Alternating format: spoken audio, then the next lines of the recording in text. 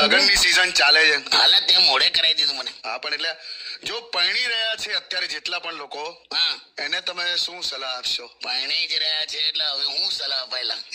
એવું નહીં. બસ ઇજ્જત રાખો.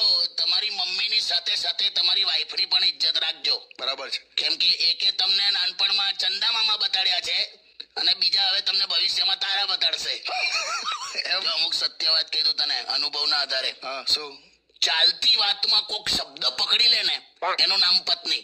અચ્છા. અને એ શબ્દનો અર્થ સમજાવતા સમજાવતા ગાળો થઈ જાય ને એ પતિ.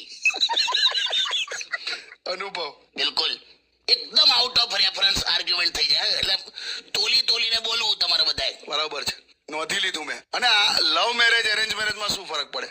ઝઘડાના લેવલ પર ના પડે તો હરકત ઝઘડા થતા હોય. બરાબર. પણ એરેન્જ મેરેજમાં પત્નીઓની રોટલી વધારે ફૂલે, લવ મેરેજમાં મોઢું વધારે ફૂલે. અને આ તો યાર એન્ડલેસ ટોપિક છે, કેટલું કહું. પણ બસ એટલું જ યાદ રાખવાનું કે હસબન્ડ વાઈફ એકબીજાને કોમ્પ્લિમેન્ટ કરતા હોય છે. બરાબર. ખોટા ખર્ચા ઓછા કરીને બચત અને ઇન્વેસ્ટમેન્ટ કરવું જોઈએ. ભવિષ્ય તો હજુ અઘરું થવાનું છે. અરે આ જો ને, આ લગનનો જ ખર્ચો જુઓ કેવો છે. લગનની ક્યાં કરે છે, જીવન અને મરણ મોંઘા થઈ ગયા છે. હે, સિઝેરિયન વગર કોઈ આવતું નહીં ને વેન્ટિલેટર વગર કોઈ જતું નહીં. તું જો બધું જ મોંઘું છે. ક્યાં વાત હે. આમ આવી ગયું બધું. ખ્યાલ આવી ગયો કાકા.